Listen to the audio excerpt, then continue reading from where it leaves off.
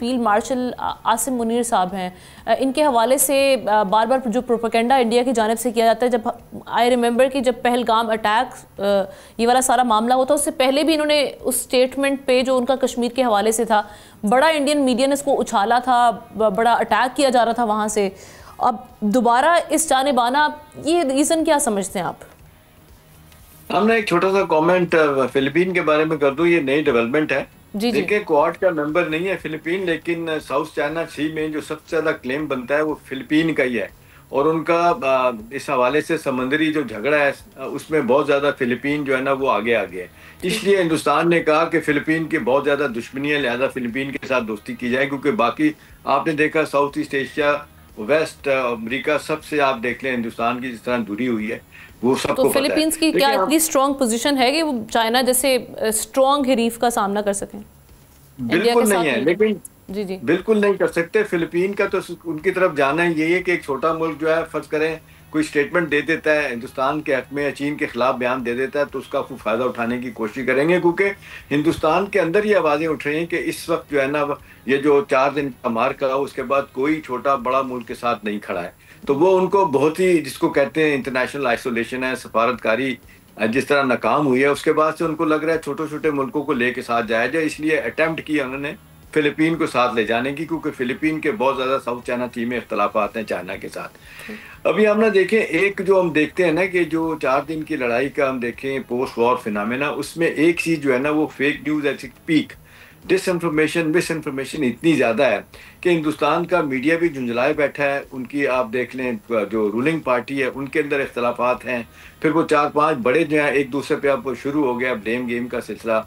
और अंदर से जो खबरें आ रही हैं हिंदुस्तान से वो भी यही बता रही हैं कि जी सवाए इसके कि अब ऊपर सतह पे लोगों को हटाया जाए कोई बात नहीं बनेगी, क्योंकि नए लोग आएंगे तो शायद जिसको कहते हैं वो रसवाई वाला दाग किसी तरह हटाया जाएगा। देखिए, हम ना जो आप सवाल पूछ रहे हैं, हर चंद दिनों के बाद ना हम देखते हैं कि फील्ड मार्शल साहब की बात आती है कि जी वो अपना प्रेसिडेंट बनने जा रहे हैं। अगर जो बहुत हवाले से आपने देखा, शहबाज शीख साहब डिनाई कर चुके हैं, प्रेसिडेंट साहब खुद कह चुके हैं कि ऐसी कोई बात नहीं, मोहसिन नकवी साहब कह चुके हैं, DGI कह चुके हैं एक दफ़ा, फिर उन्होंने ये कहा ऐसी बात नहीं।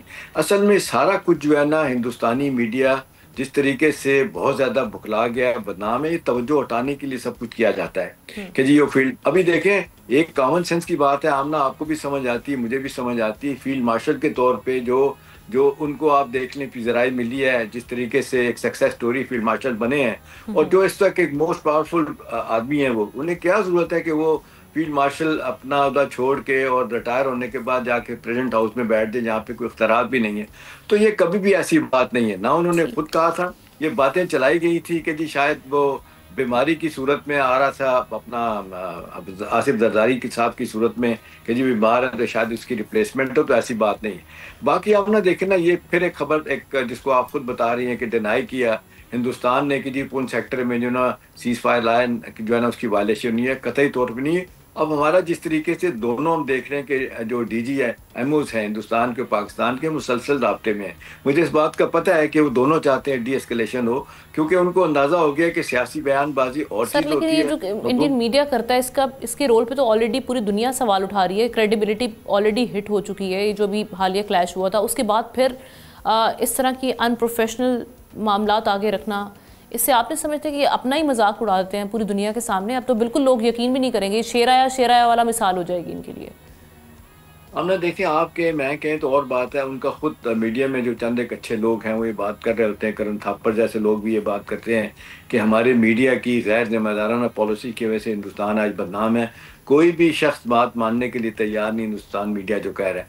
यही बात आप देख लें कांग्रेस पार्टी कर रही है, राहुल जो कांग्रेसी लीडर हैं वो बात कर रहे हैं, फिर इसके अलावा बाकी जो अपोजिशन की पार्टियां ये बातें कर रही हैं। अब तो ये अंदर से रिएक्शन आया, और खुद आपने देखा पहली मरतबा गोदी मीडिया जो है ना उसको डिनाई किया उनकी वजारत दिफा ने और फॉरेन ऑफिस ने कि जी कोई पाकिस्तान ने वायलेशन नहीं की, और ये जी तैयारी की जा रही है मार के की ये है वो है। ये सारी बातें गलत साबित हो गई। देख लें हम ना, सूरत हाल इस वक्त इतनी तेजी की तरफ जा रही है, हिंदुस्तानी मीडिया अपना आप को छुपा रहा है, वो जा रहा है रिफ्यूज लेने की कोशिश कर रहा है हुकूमत में।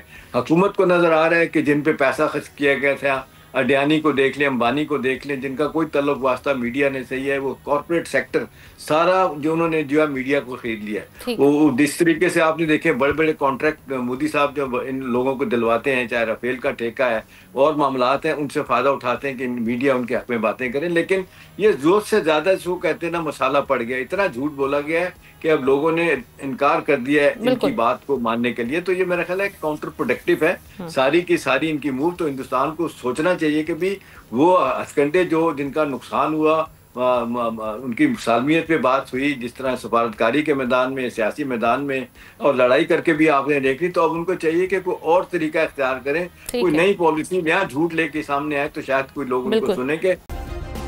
सब्सक्राइब करें और बेल दबाएं ताकि कोई खबर रह न जाए।